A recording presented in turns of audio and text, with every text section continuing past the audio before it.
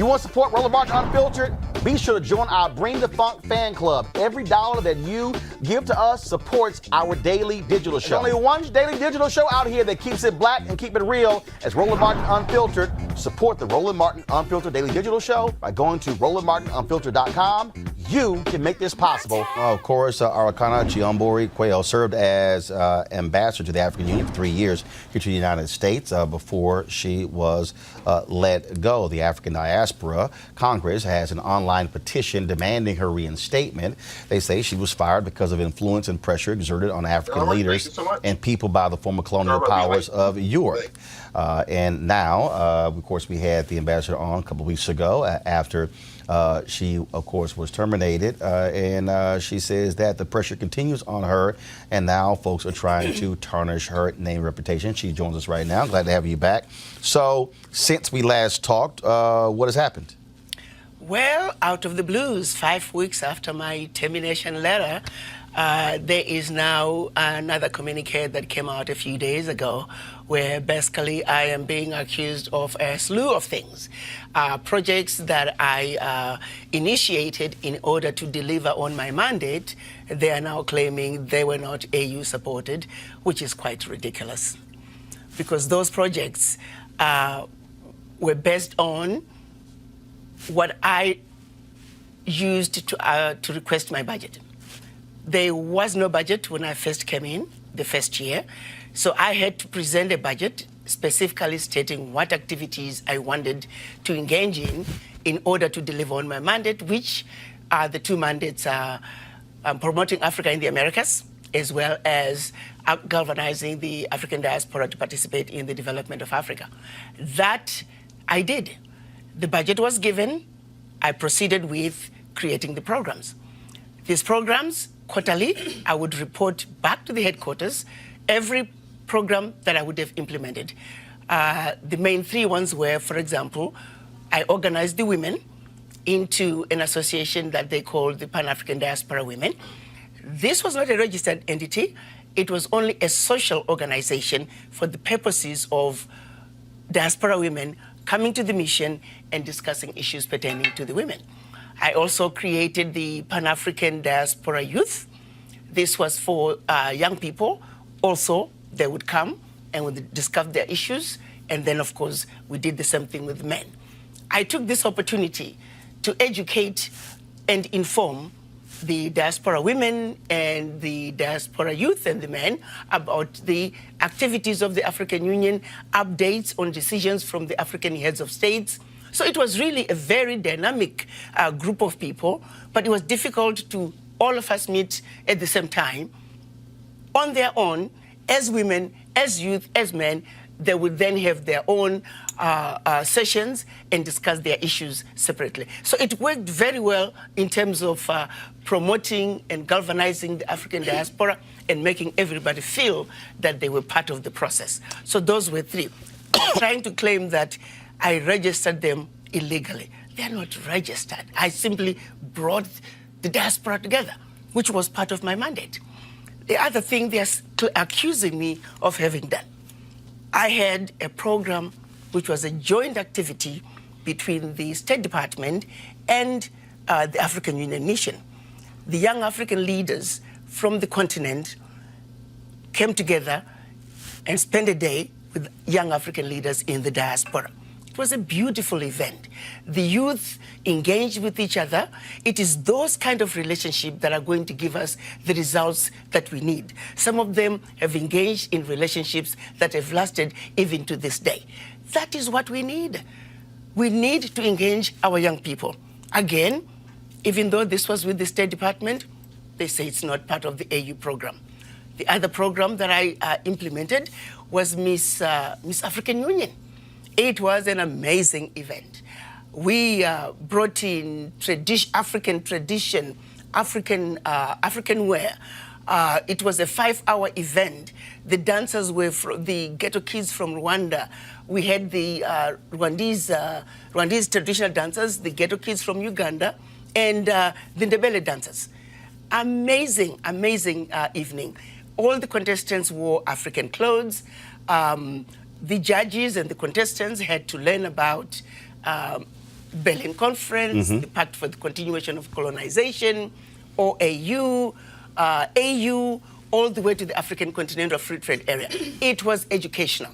And it's all part of promoting Africa in the United States, but at the same time, also promoting African textile trade and industry. All those projects, they were part of implementation of my mandate. So to then turn around and say they were not part of the African Union, that is ludicrous. Every quarter, I would report every activity. It is a requirement that I have the quarterly activity report. All those activities were reported. There was never a question of whether or not these were African Union projects. There are 95,000, here we go to my iPad, please. There are 95,737 people who have signed this petition asking you to be reinstated. It was the end of your term was November 1st.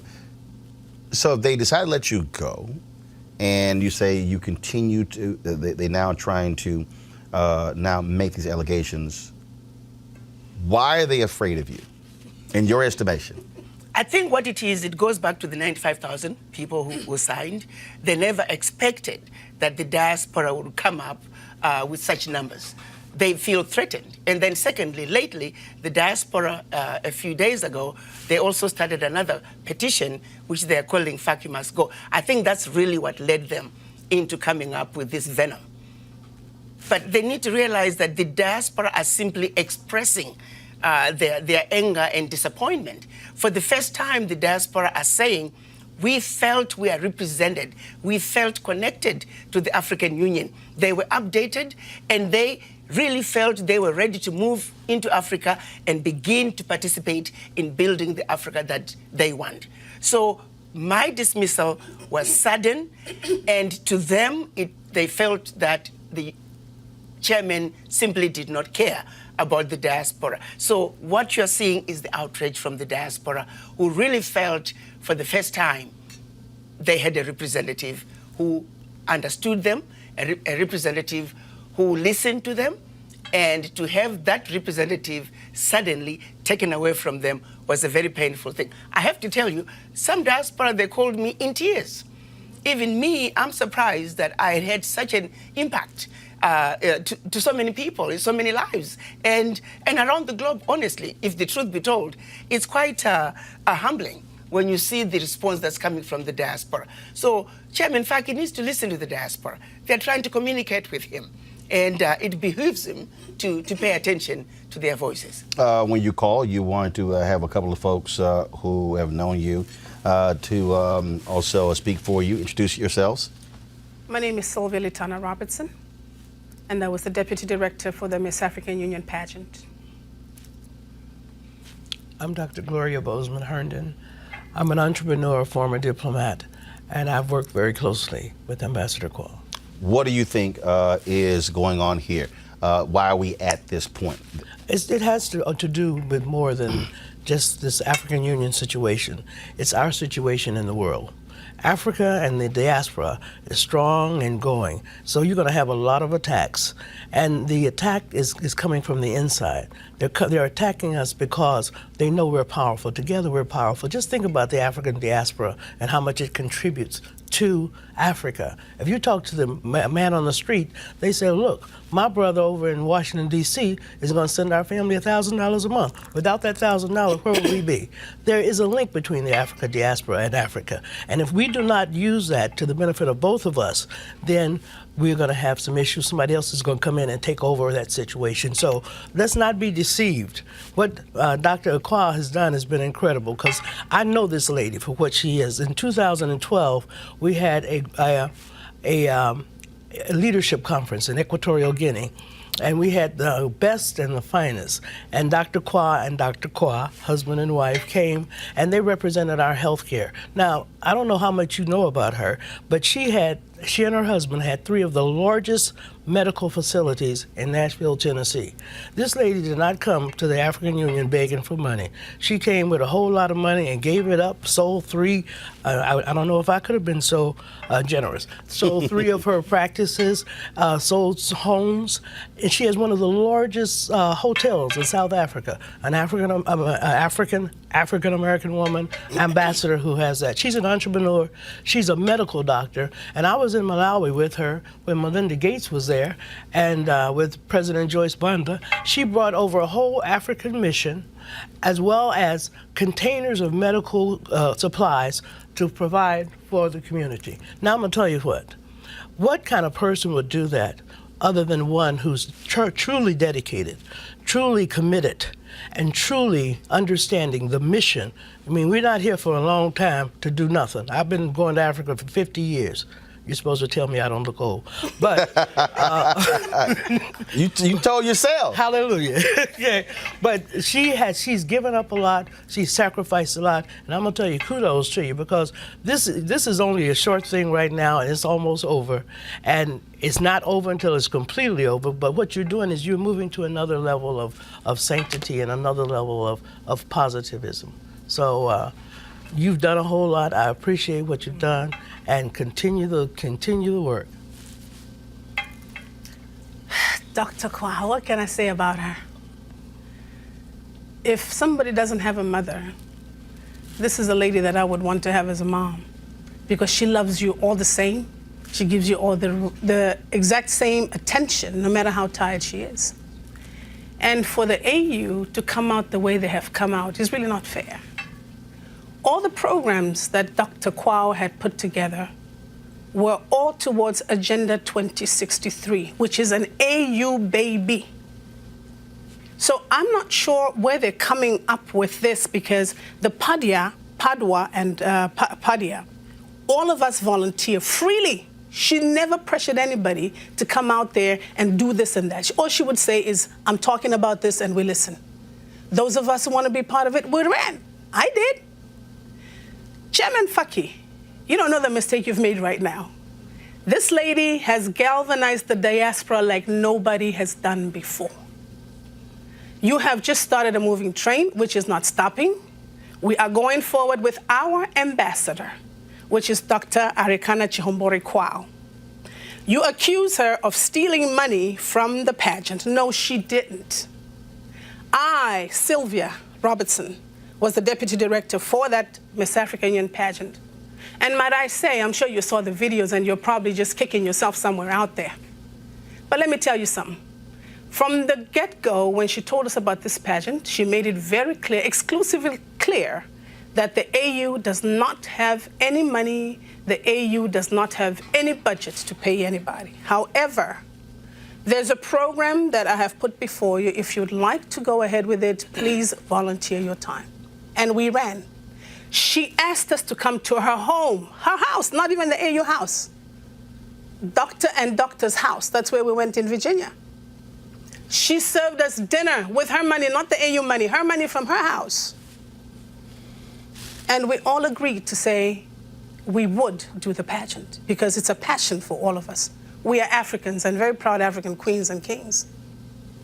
They put out a statement, the spokesperson did, on November 15th, listing all of these different things. They said that they had an audit. Their team found evidence regarding. First of all, they're saying that you're putting out lots of disinformation, so this is a misleading campaign, and say that there were different things that were conducted, the following without prior knowledge or consent and against the rules of the African Union, utilizing the African Union logo, presenting themselves as official AU programs and organs, using the name of the AU, and then going on and on and on. And said, in this regard, they have written confirmation from you that the aforementioned initiatives activities were her private engagements initiated by herself with no relationship to the African Union nor any of its organs. And so this was put out by, is it Eba Kalando, spokesperson Yes. to the chairperson for the African Union Commission. Obviously, Eba is getting confused. How do you justify a grouping, a meeting, a social gathering of Pan-African diaspora women as an organ of the African Union? How can you classify a gathering, social gathering of Pan-African youth at the African Union Mission as an organ of the AU? The same thing with Pan-African diaspora men. It's ridiculous. The other two items they have there is some electoral commission entity. I have no idea what that entity is, and they know it. There is another one called AU Trading LLC. Again, I have no idea what those two entities were, and they know it. But I told her that.